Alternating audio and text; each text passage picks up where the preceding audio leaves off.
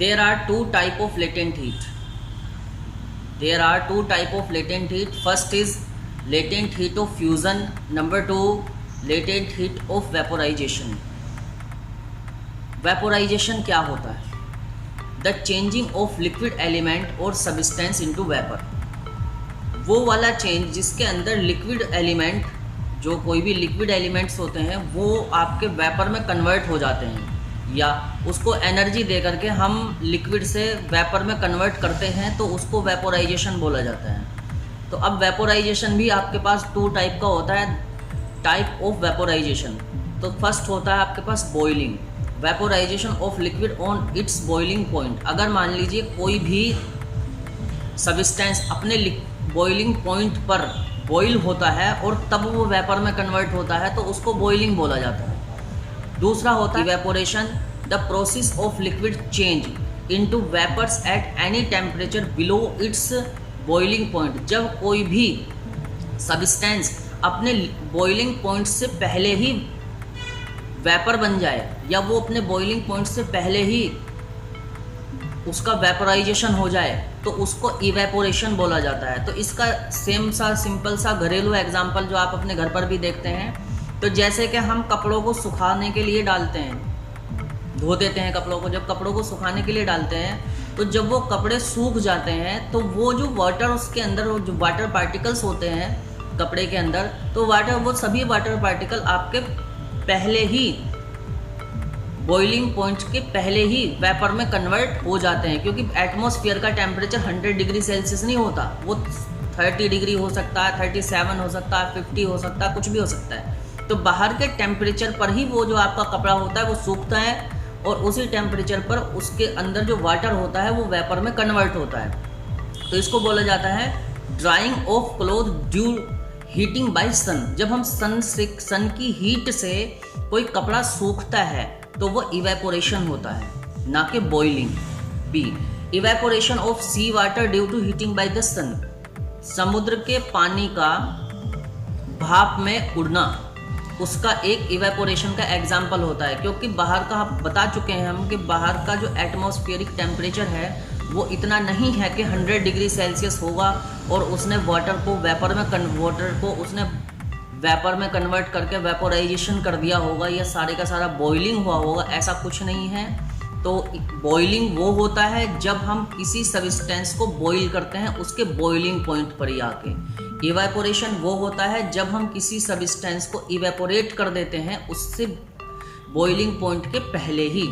एक और भी एग्जांपल आपकी डेली लाइफ में होता है, जैसे कि आपके घर पर कोई चीज़ गर्म होती है, तो गर्म चीज़ पर आप या 2-4 बूंद पानी की डालकर देखते हैं तो वो बहुत तेज़ी से छुन करके ही वो उड़ जाती है। तो ये भी एक इवेपोरेशन का एग्जांपल ही डेली लाइफ का होता है। तो अब हम अपने मेन टॉपिक पर बात करते हैं student, latent heat of fusion.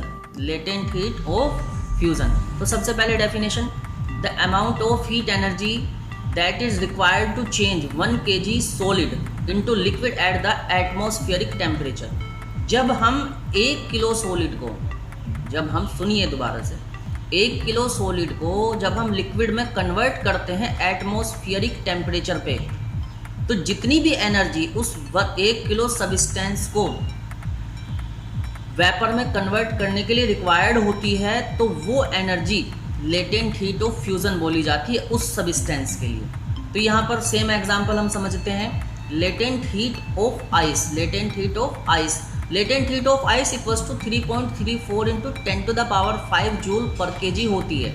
तो इसका मतलब क्या है कि 1 kg आइस को वेपर में कन्वर्ट करने के लिए हमको 3.34 into 10⁵ joule heat energy required है। Next, latent heat of vaporization. Latent heat of vaporization, the amount of heat energy that is required to change 1 kg liquid into vapors at atmospheric pressure at its boiling point is called latent heat of vaporization. तो latent heat of vaporization को समझेंगे। latent heat of vaporization क्या होता है कि 1 kg liquid को vapour में convert करने के लिए जितनी भी हीट एनर्जी रिक्वायर्ड होती है वो लेटेंट हीट ऑफ वेपोराइजेशन कही जाती है। दोबारा सुन लीजिए, कि वो जितनी भी हीट एनर्जी 1 kg लिक्विड को वेपर में कन्वर्ट करने के लिए रिक्वायर्ड होती है वो लेटेंट हीट ऑफ वेपोराइजेशन कही जाती है। उसी प्रकार 1 kg सॉलिड को लिक्विड में कन्वर्ट करने के लिए जितनी भी हीट एनर्जी की रिक्वायर्ड होती है वो लेटेंट हीट ऑफ फ्यूज़न कही जाती है। तो दोनों मैंने समझा दिया। प्लाज्मा, अब इसके बाद नेक्स्ट टॉपिक है बच्चों बहुत इंपॉर्टेंट, जिसका आप बेसब्री से इंतजार कर रहे होंगे, कि plasma state of matter. Plasma state of matter, the plasma is consider as the fourth state of matter. तो प्लाज्मा को स्टेट की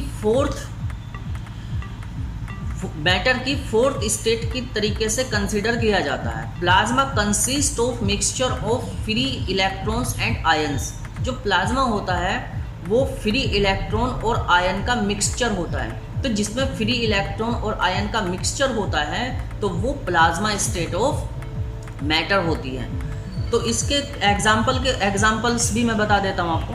the sun and other stars glow due to the plasma in them. जो sun होता है हमारे यहाँ सन, और पास की जितनी भी स्टार्स आपको जो चमकते दिखते हैं वो सब के सब प्लाज्मा की वजह से चमकते हैं, क्योंकि उनके अंदर दोनों चीज़ें होती हैं, एक तो फ्री इलेक्ट्रॉन्स होते हैं और आयंस होते हैं, क्योंकि उसमें फ्री इलेक्ट्रॉन्स और आयन का मिक्सचर होता है। जहाँ पर फ्री इलेक्ट्रॉन और आयन का मिक्सचर हो जाएगा तो वो प्लाज्मा स्टेट ऑफ मैटर कही जाएगी। अब आपको एडिशनल इंफॉर्मेशन कॉर्नर में हम बता रहे हैं Bose-Einstein condensate. Bose-Einstein condensate BOE state of matter. A Bose-Einstein condensate is a state of matter which considered as fifth state of matter formed when a gas bosons at low density cooled to temperature very close to absolute zero. This is the definition of BOE, Bose-Einstein condensate state of matter. What is the gas boson? What do you mean by gas bosons? Gas which have a integer value of spin and obey Bose-Einstein statistics. The statistical mechanism of bosons were developed by Satyendranath Bose for a photon gas and extended to massive particles by Albert Einstein. तो ये gas, ये होता है आपके पास gas bosons. Absolute zero temperature किसको बोला जाता है? Absolute is the lowest temperature possible at a temperature of absolute zero, no motion and no heat.